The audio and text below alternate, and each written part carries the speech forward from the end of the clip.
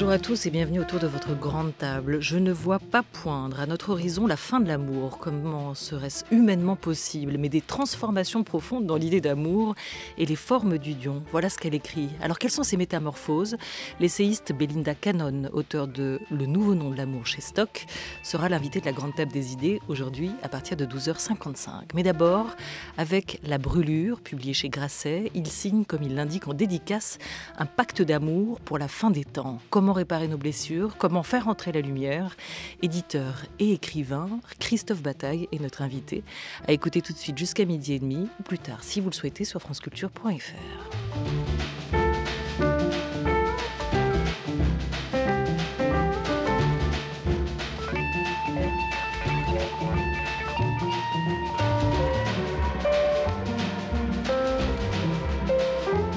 La grande table. Olivia Gesbert. C'est un roman à deux voix, celle de l'homme qui monte en haut des arbres, celle de la femme qui l'aime. J'ai serré tes reins à travers le tissu et à genoux, j'ai embrassé ton ventre. Tu m'as décoiffé. Ils se connaissent depuis longtemps, ils se connaissent bien, un corps à corps amoureux jusqu'au drame. Lui était lagueur, arboriste, grimpeur d'arbres. Ce dernier matin d'août, je me sentais heureux, prêt à en découdre. Tu sais, en fin de saison, nos corps se confondent aux idées, ils se livrent à elle. En haut d'un être, il s'approche de trop près d'un nid de frelons asiatiques. Il attaque par milliers, plus d'une centaine de piqûres vont lui arriver. Son visage ne sera pas épargné. Il chute. Bonjour Christophe Bataille.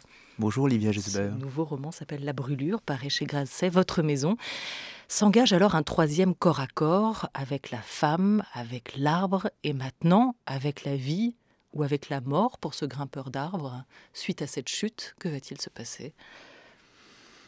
Si vous voulez, en fait, pour voir les choses différemment, la brûlure a commencé il y a 7 ans. Il y a 7 ans, moi, le Parisien, au bras maigrelet, j'ai fait comme un bon homme rapide d'aujourd'hui. J'ai dit à mon cousin, ça va? T'as l'air en forme, je trouve. Et lui, cet homme magnifique, cet ouvrier du corps, ce héros de Giono, qu'on trouve un peu d'ailleurs, je trouve, chez Robert Linhart ou dans le journal d'un manœuvre ou dans certains films d'Alain Cavalier, Le Matelassier, L'homme qui refait les fauteuils ou parfois chez Depardon. Il m'a dit les choses simplement, il m'a dit, tu vois, ça fait 6 mois que j'étais dans le coma, que j'ai été brûlé. Et comme je ne comprenais pas très bien ce que ça voulait dire, j'ai été brûlé. Moi qui pourtant ai travaillé avec Ritipan au Cambodge, qui est gratté dans des charniers, qui a trouvé des ossements, qui a trouvé des tissus. Il a fait une chose très belle, il a relevé ses manches, il a ouvert sa chemise, et là j'ai vu la brûlure. Donc ce qui est assez troublant, c'est que ça commence par un fait réel, et toute la suite du roman a été comme un long remerciement à cet homme, il y a 7 ans, ce cousin, peut-être familièrement, qui du coup a pu me montrer ceci, et qui m'a montré son corps. J'ai voulu que le livre, à soi-même, soit une brûlure, mais aussi une douceur. Que dans cette brûlure, on sente, comme au psaume 22, ce qu'il est écrit, « Tu as traversé la vallée de la mort et tu n'as plus peur ». Lui a toujours peur. Moi, j'ai terriblement peur, en particulier aujourd'hui. Mais en même temps, il y a une douceur sublime. Et j'ai pensé que cet homme qui n'a aucun souvenir de ce qui lui est arrivé, quand il tombe dans le coma, il brûle, il veut mourir, il ne sait plus. Mais la femme qu'il aime, avec qui depuis 25 ans, il vit dans une sorte de maison un peu énigmatique au centre géographique de la France, près de Bourges, la capitale alchimique, la capitale où l'on fait les rois. Tout d'un coup, cette femme prend le relais, raconte pour lui. Et c'est l'ensemble de ce dispositif qui, je crois, permet d'avoir accès à la brûlure. Et c'est vrai que c'est aussi un livre sur la transformation. Car cet homme, moi, je l'ai connu il y a longtemps. Maintenant, j'ai 49 ans. Comme dit Ritipan, au milieu de la vie, l'enfance revient. Et lui me raconte qu'il y a 25 ans, quand il a commencé, quand il faisait de la mob, quand sa copine était pleine de kérosène, de sueur, de désir, et qu'ils hésitaient entre les saules, les chênes, les châtaigniers, qu'ils ne savaient pas trop, la nature n'était pas la même. Et donc chaque année dans leur maison, ils font des photographies, ils essayent de capter, un peu comme Jean-François Millet au fond, une sorte de millet brûlé, cramé, définitif, de capter ce qu'est devenu la nature. les rues séchées, les rues RUS, les fossés à l'abandon, les murs qui s'effondrent, comment ça les inquiète et comment aussi les arbres désormais sont brûleux, ils sont échaudés. Et donc la brûlure, c'est tout ça à la fois. Donc vous, dans cette histoire, vous êtes le romancier témoin, vous êtes aussi peut-être un peu le romancier guérisseur, réparateur, comme cette femme qui est à ses côtés, celle qui tend une main réparatrice, elle veille, elle panse les plaies. Et ce récit est peut-être avant tout aussi, vous ne l'avez pas évoqué encore, une histoire d'amour, celle de cet homme et de cette femme, avec au milieu de ce couple, l'arbre. Qu'est-ce qu'il prend comme place, l'arbre, entre eux deux ? Elle ne le traite pas en rival, cet arbre, hein, et pourtant il lui vole l'étreinte, souvent, hein, de celui qu'elle aime. Le véritable héros, c'est l'arbre. L'arbre, il a plusieurs dimensions. D'abord, c'est un enfant, hein, parce que dans le livre, plusieurs fois, il y a une sorte de figure d'enfant qui passe. On ne sait pas très bien. Moi, j'aime beaucoup le flou. L'époque adore le net. Moi, j'aime le net, pas forcément Internet, mais ce qui est net. Moi, j'adore le flou. Et donc, cet enfant passe. On ne sait pas très bien si c'est lui enfant.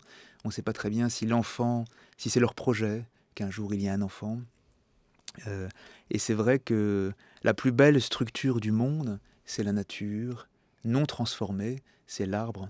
Le même Philippe raconte que, dans la deuxième partie du livre, quand il a la chance d'aller en Sicile, il va pieds nus dans un olivier qui a entre 3, 4, 5 000 ans, que jamais l'homme n'a touché, que l'homme, dans sa tendresse... Ça nous rappelle qui on est. Ça nous rappelle qui on est. Ouais. Et donc là, il sent quelque chose. Moi, j'adore le monde. J'ai beaucoup fréquenté au Cambodge. J'adore le monde chamanique. Et puis on l'a vu évidemment dans le livre merveilleux sur la Mitka, hein, la femme mi-ours, comme des fauves. Il sent quelque chose de l'arbre qui lui parle, qui lui donne autre chose. Et dans l'arbre, en fait, il vit un monde, peut-être comme le chat de Schrödinger, mi-homme, mi-dieu. Il n'est plus tout à fait sur la terre, il n'est pas encore dans le ciel. Et dans cette sphère à 6, 7, 8 mètres du monde, il est entièrement seul. Il est entièrement seul, mais il voit un monde merveilleux. Il voit sa femme dans une maison. Il voit le passé, il voit le temps, il voit la cathédrale de Bourges imparfaite, et il voit aussi des échaudures, donc il voit l'arbre brûlé, qui veut dire peut-être que c'est la fin des temps. Et j'aime beaucoup que vous puissiez me citer cette dédicace que je vous ai faite à vous, Olivia Gesbert, un pacte d'amour contre la fin des temps. C'est-à-dire cet amour-là, ce n'est pas seulement un homme... Vous n'avez pas écrit contre la fin des temps, Ah. Vous avez écrit pour la fin des temps. J'ai écrit pour la fin des temps. Vous voyez, c'est encore plus beau, mais ça m'a échappé.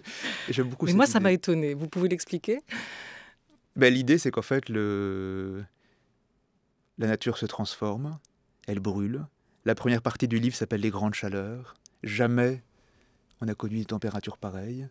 Moi, je ne suis ni un penseur, ni un scientifique, ni un élagueur, ni un spécialiste. Pourtant, je constate qu'il se passe quelque chose d'extrêmement grave, qui vient là aussi, c'est assez intriguant presque, qui vient d'Asie, comme les frelons asiatiques, hein, comme si une sorte de mythologie ne venait pas cette fois-ci de l'Antiquité méditerranéenne, mais du monde de l'Est, à travers des bateaux, des barges, des avions, des personnes. On ne sait pas en réalité ce qui s'est passé. Il nous apporte une monstruosité. Un jour... Il n'y a pas que les frelons qui viennent d'Asie en ce moment. Il n'y a pas que des frelons qui viennent d'Asie, il y a aussi d'autres monstres. Un jour, ces frelons auront disparu et seront remplacés par d'autres monstres. Mais il y a, je crois, une façon de lutter par la douceur. Et en particulier, moi, je crois au pacte poétique. On ne peut pas avoir uniquement des scientifiques, des Bruno David, que j'admire infiniment. Il faut aussi que dans le désir poétique, on puisse lutter contre la fin des temps. Oui, parce qu'il y a aussi des merveilles et des pensées extrêmement fortes qui nous viennent d'Asie, et notamment de Chine. Il y en a un qui connaît bien cette culture. Il en a écrit des causeries, c'est Jean-Marie Leclésio. On l'écoute. Je crois qu'au fond, tout être humain a en lui ce désir de se séparer de la Terre et de connaître cette ivresse des oiseaux, de ne plus être rattaché à rien, d'élargir son horizon, que le ciel devienne la terre et qu'on soit voisin des nuages. Voilà, Jean-Marie Leclésio qui nous rappelle que tous les hommes rêvent d'aller se percher là-haut quelque part dans le ciel. Et votre personnage, votre élagueur, ce grimpeur d'arbres, c'est un Icare d'aujourd'hui. Il est monté très haut, il a voulu toucher le soleil, il s'est brûlé les ailes, il va frôler la mort, il va vivre dans le couloir des flammes. Il lui raconte à elle, dans un monologue intérieur, cet instant où sa vie bascule. Est-ce que vous pouvez nous le lire ? D'abord, j'aime beaucoup l'idée de lire, moi qui lis si mal, moi qui ai une diction si affreuse face à la vôtre, mais je vais le faire. Dans 3 secondes, tu vois, Je serai au sol, écartelé, le ventre à l'air, le visage pris dans nos chairs brindilles doucereuses. Mais tu sais bien, je n'ai plus de visage. Je voudrais sangloter, pleurer du fer ou du sel. Tous les seins jaillissent et me frappent et me brûlent. Ils sont 130, ils sont 5000. Je ne sens que mon crâne en feu. Bientôt la terre qui m'emporte me noie. Je n'ai plus d'yeux, je n'ai plus de mains, je n'ai plus d'organes. Les gars ont bondi. Ils m'ont roulé dans mes couvertures. Ça, je le sens. La laine comme un sommeil pour ma tête énorme, mes mains énormes elles aussi, et on dirait que des pales mécaniques plient vers moi à grande vitesse. Mon Dieu, je brûle, je brûle, je brûle. Le livre aurait pu s'appeler La douleur, mais le titre était déjà pris. Il s'appelle donc La brûlure. Quelle est cette brûlure, Christophe Bataille? Comment vous la définiriez? C'est une expérience aussi. C'est une expérience, et si vous voulez, moi j'ai la chance d'avoir très bien connu Marceline Loridan, et d'être allé chez elle 10 fois, 20 fois, 100 fois, souvent en échouant. Un jour, quand j'ai voulu lui présenter d'autres projets qui ressemblaient aux siens, Ginette Kolinka, Anis Postel-Vinet, Francine Christophe, Esther Senaud, qui sont d'autres récits, qui sont complémentaires aux siens, elle m'a dit « Tu ne vas quand même pas en faire un élevage ?» Cette phrase est atroce, cette phrase est délicieuse. Je n'ai pas osé de son vivant continuer. Et puis quand elle est partie, j'ai pu publier Ginette Kolinka. Et au fond, le combat a continué. Donc cette brûlure, c'est un combat. Moi, j'aime l'idée surtout que dans la deuxième partie du livre, qui s'appelle Le grimpeur d'arbres, tout d'un coup, un peu comme chez Marceline Loridan et Jean Rouch, on est dans le cinéma vérité. On est face caméra. Et un homme, dans une sorte de diptyque, dans une sorte de retable de bois, qui n'est pas celui de Grunewald, s'exprime à son tour, qui n'est pas tout à fait le même personnage, mais qui dit « Tu vois, j'ai été brûlé, maintenant j'ai un peu peur des moustiques, j'ai un peu peur de l'arbre. Moi qui ai été piqué par des frelons, par des phasmes, des araignées, j'ai encore un peu peur, mais je te donne tout ça pour que tu dises au monde peut-être que le combat n'est pas terminé. » À la fin d'un livre, il y a toujours des remerciements. Ici, ils sont pour votre épouse, je crois, et pour Philippe, ce grimpeur d'arbres. Mais il y a aussi cette note. Vous écrivez avec des citations de Flaubert, de Luther, Homère, Aristote, Sartre, Conrad, Michel Perrault, Patrick Boucheron, Jean Rouch et du livre de l'Exode. Quel est le fil qui les relie tous?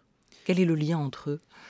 D'abord, je pense qu'il y a un fil très profond qui est celui d'avoir bientôt 50 ans, l'enfance qui revient. Donc moi, je n'avais jamais imaginé un seul instant que le livre de l'Exode, que la présence de Jean Calvin, que la présence d'Homère puisse avoir du sens.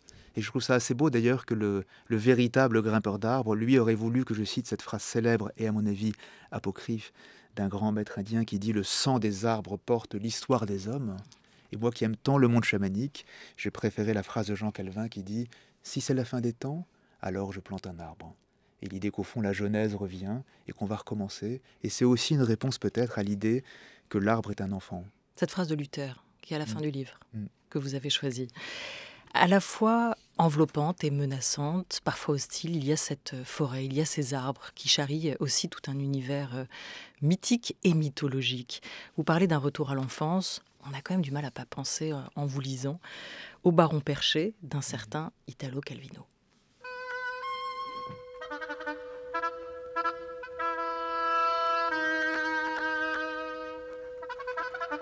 À travers la porte vitrée, nous le vîmes prendre dans le vestibule son tricorne et sa petite épée. Au bout d'un moment, nous l'aperçûmes par les fenêtres, qui grimpait dans lieuse. Il avait la tenue et les habits fort soignés que notre père exigeait à table. Cheveux poudrés et queue nouée d'un ruban, cravate de dentelle, petit habit vert à basque, culotte mauve, l'épée au côté et de longues guêtres de peau blanche montant jusqu'à mi-cuisse, qui était l'unique concession à notre vie campagnarde. Ainsi vêtu, il se hissait le long de l'arbre noueux, remuant bras et jambes au travers des branches, avec la précision et la rapidité que lui avait donné le long entraînement auquel nous nous étions livrés. Nous passions de longues heures dans les arbres, et ce, non pas pour y chercher des fruits ou des nids, comme la plupart des garçons, mais pour le plaisir de triompher des reliefs difficiles et des fourches, d'arriver le plus haut possible, de trouver de bonnes places pour nous installer et regarder le monde au-dessous de nous, en faisant des farces et en poussant des cris à l'intention de ceux qui passaient à terre. Côme monta jusqu'à la fourche d'une grosse branche, où il pouvait s'installer commodément, et s'assit là, les jambes pendantes, les mains sous les aisselles, la tête rentrée dans le cou, son tricorne ramené sur le front. « Je ne descendrai pas !» Ainsi parla Côme. Et il tint parole. C'est pas facile de redescendre, Christophe Bataille. Les hommes ont perdu la nature, raconte l'homme qui montait en haut des arbres. Je vis fort mon rapport à la nature. Je suis un romantique, j'utilise les mots. Il y a des gens plus tranquilles. Quand je monte dans l'arbre, je vois des choses. La fiction, c'est ça. La fiction, c'est aller se placer à la cime, en haut des arbres, pour regarder le monde. Christophe Bataille. La fiction, c'est accepter ça, c'est accepter d'être différent. Et c'est pour ça que je pense que les gens comprennent très mal la fonction d'éditeur et d'écrivain.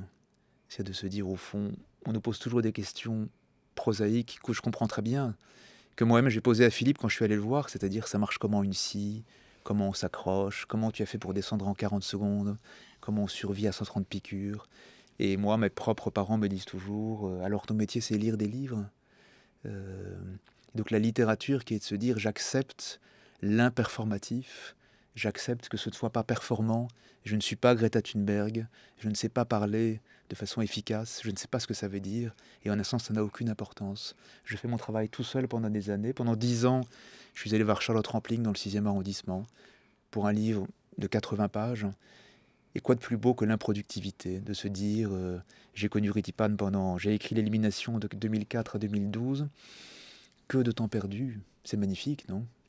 Le grimpeur d'arbres, il pense à Italo Calvino, peut-être sans le citer. Il évoque aussi Jack London, hein, nous qui dormons sous la voûte étoilée. Des élagueurs, mais on pourrait parler aussi des alpinistes. Hein, ils aiment monter là-haut, voir. Pourquoi vous pensez au fond ? Est-ce qu'il y a aussi, est-ce que Philippe vous a raconté ça, ce besoin, cette envie de défier leurs conditions de mortels ? Moi, ce que je trouve très beau, c'est que je pense que Philippe est un Icare tendre. On vit dans un monde de prédateurs. Ce n'est pas un prédateur tendre, c'est comme je l'ai dit, un ouvrier à la Giono, poétique, magnifique. J'ai très peu modifié son propre texte à la fin en cinéma vérité, face caméra. Ce qui est vrai, c'est que je pense qu'il découvre dans son propre parcours que la nature a changé, qu'elle s'est transformée, et que c'est très difficile d'accepter qu'on peut avoir été piqué, attaqué, mais qu'un jour, ça n'est plus possible. Qu'il y ait une petite part d'orgueil, une petite part de regard de tout là-haut, ça me paraît assez évident. Lui, il a payé très cher. Et j'aime beaucoup l'idée qu'il raconte un épisode qui n'est pas dans le roman principal, qui est qu'à 22 ans, à la fin d'un été, sa femme était enceinte, il était en forme, il était joyeux, il avait la pêche. Et là, il était distrait, il pensait un peu à autre chose. Et là, il est tombé de 16 mètres. Et cette chute qui n'est pas dans le roman principal dit quelque chose quand même. Bien sûr, on peut y voir une dimension purement religieuse, mais je ne crois pas. Tout d'un coup, son système de bardage s'est défait et il est sottement tombé.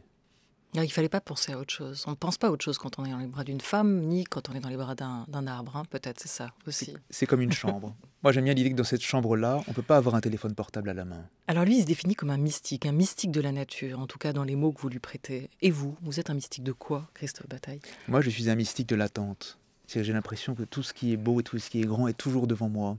Ou bien c'est l'effet génial des prêtres qui m'ont éduqué pendant 10 ans. Le royaume est là et m'attend. Ou bien je pense que chaque matin, je ferai une rencontre nouvelle. Moi qui suis si timide, si caché, moi qui n'aime pas venir là, moi qui suis terrifié depuis 3 jours à vous voir tous là, avec des masques, des micros, dans un studio, je trouve ça terrifiant. Vous avez néanmoins attendu ce moment ? Je ne l'ai pas attendu, je me suis dit qu'après ça irait mieux. Et je partirai à vélo dans Paris et ce sera magnifique. Je n'ai pas attendu les jours de canicule pour sentir nos corps qui brûlent. Ça pourrait être du Christophe Bataille dans le texte, mais non, ces mots sont chantés par une autre. C'est difficile pour moi aussi de porter tout ça, pas seulement de parler, mais de porter ça déjà en moi. Donc voilà, ce livre-là, ça fait des années qui traînait là dans mon ventre. Et que voilà. Et il faut savoir écrire, trouver quelqu'un qui vous aide à écrire. Et là, je tombe sur un grand écrivain qui est Christophe Bataille qui m'aide, qui se met vraiment au service de ce travail. Qui me prête son intelligence, son talent. C'est ça, il faut trouver quelqu'un. Moi, si j'écris ça tout seul, je me flinguerais. Ça, c'est Ritipan qui parle de vous, le cinéaste. Il vous a longtemps attendu et entendu par la suite. Et tout de suite, Françoise Breut.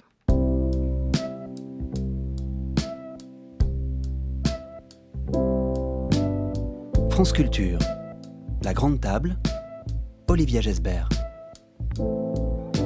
Je n'ai pas attendu les jours de canicule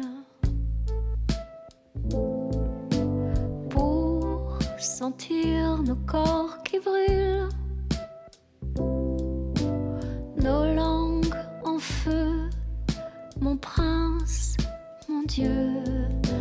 J'entends nos membres qui crépitent du feu, de la dynamite.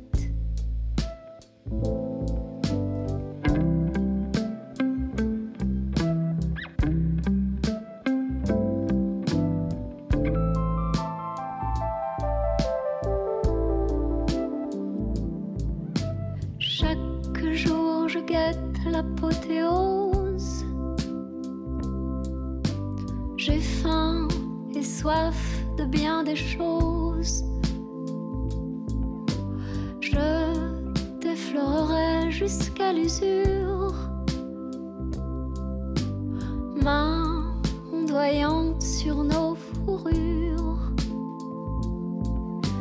Je vois tes veines qui palpitent, un fleuve invisible s'agite. Dans l'alcôve s'imbriquent tous nos fluides magnétiques. Mes péchés s'accumulent et nos corps s'entremêlent.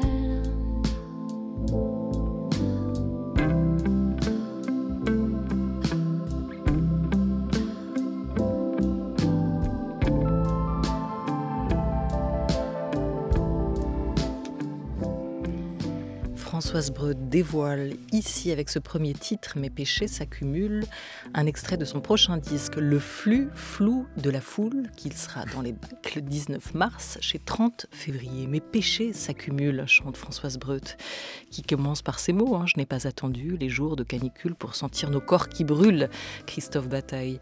Et vous, est-ce que vous laissez aussi les vôtres, vos péchés s'accumuler ? D'abord, moi, je crois profondément à la communion des saints. Donc, c'est vrai que mes péchés s'accumulent gravement, mais les grâces aussi parfois adviennent, y compris comme on dit à l'Église, les grâces non sacramentelles, qui sont des grâces de rencontre. Et par exemple, jamais j'aurais imaginé qu'en entrant un jour dans un bureau de chez Grasset en 2004, parce que je m'ennuyais un peu, j'ouvre une porte, je tombe sur un type que je connais pas, je découvre que c'est l'homme qui vient de faire S21 ou la machine de Mort-Khmer Rouge. Et seul un homme qui a un grand péché peut lui dire comme un con, si un jour vous avez besoin de moi, on fait quelque chose ensemble. Et puis 12 ans après, ça fait un livre. Donc c'est pas mal ça, cette espèce d'arrogance con qui donne peut-être des belles choses. Mais il le racontait dans l'extrait qu'on a entendu juste avant cette chanson, ce titre de Françoise Breut, le fait qu'il vous a attendu, ou qu'il vous a attendu aussi. Et vous écrivez-vous dans La Brûlure, Christophe Bataille, la vie est un abandon joyeux, à force, et comme tout rêve, il s'apprivoise. Est-ce que pour s'abandonner, à la manière de Riti Pan, avec vous, accepter vos mots sur ces douleurs, il faut aussi de la confiance ? Il faut de la confiance et c'est pour ça que je suis un homme de la préhistoire. Je suis entré chez Grasset en 1996, j'avais 23 ans, je quittais mon service militaire chez L'Oréal.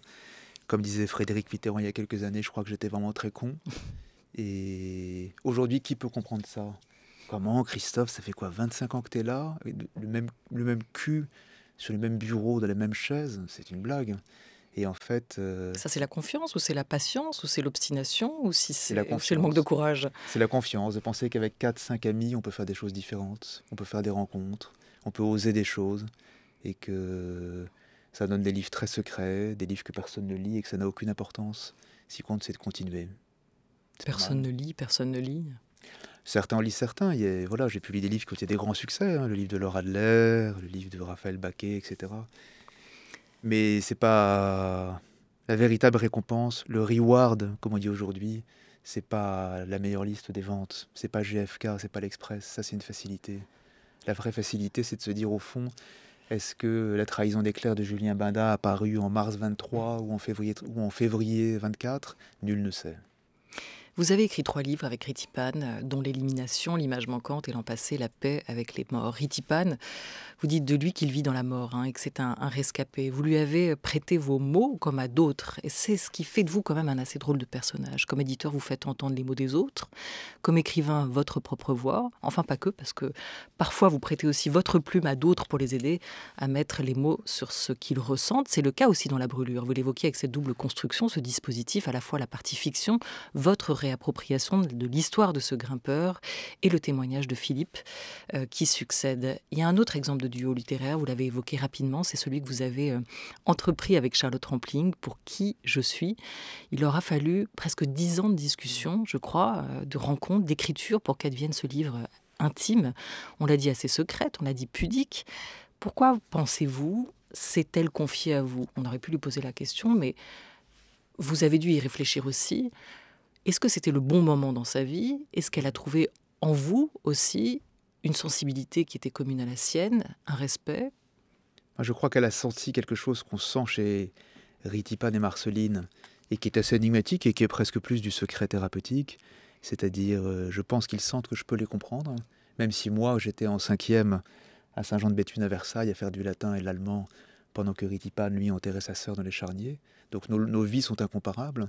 Ma sœur, comme la sœur de Charlotte Rampling, ne s'est pas suicidée quelque temps après son accouchement. Mais ce qui est vrai, c'est que je crois que je leur offre 2 choses. La première, c'est le temps. Aller tous les après-midi chez Charlotte Rampling, au cœur de Paris, juste discuter, sans l'appareillage, sans contrat, sans enregistrement, sans garantie. Et pour moi, je crois que la plus amusante, c'est l'idée du livre légendaire, du livre qui n'existera jamais. Le livre avec Riti, ça faisait sourire tout le monde chez Grasset. C'était le fameux livre impossible qui ne peut pas exister. Et c'est pas mal aussi cette façon-là de voir les choses. L'idée, là encore, de tomber hors de la performance. Toutes ces années, tu te souviens, j'ai noté mes journées dans les arbres, comme un explorateur. Des pages par centaines avec mes dessins de feuilles et de rameaux. Il note tout, votre grimpeur d'arbres, dans ses carnets. Et on voit une fois encore que l'homme doit livrer peut-être une autre bataille dans sa vie, une bataille contre l'oubli, et vous les aidez à mener cette bataille-là. Une seconde, un mot, dans cette période si particulière, pour vous l'éditeur, quel type d'histoire vous avez envie d'éditer, de raconter? De quoi avons-nous besoin, Christophe Bataille? Et je vais vous raconter l'histoire que moi je suis en train de terminer, pour être non pas uniquement narcissique mais prosaïque. Il y a 20 ans, j'ai commencé à raconter la disparition de la neige. C'est un titre qui malheureusement a déjà été pris. Pourquoi il n'y a plus de neige? Pourquoi ce matin je venais à vélo et je me disais il pourrait presque neiger. Merde, je remonte la Seine. Et là je termine ce texte de 20 pages, presque impubliable, qui s'appelle Noël à Versailles et qui raconte 5 Noëls versaillais avec de la neige. Donc on a besoin de neige en ce moment. Exactement. C'est ça. Christophe Bataille, La Brûlure. Votre roman vient de paraître chez Grasset. Merci beaucoup à vous d'avoir été avec nous. Merci.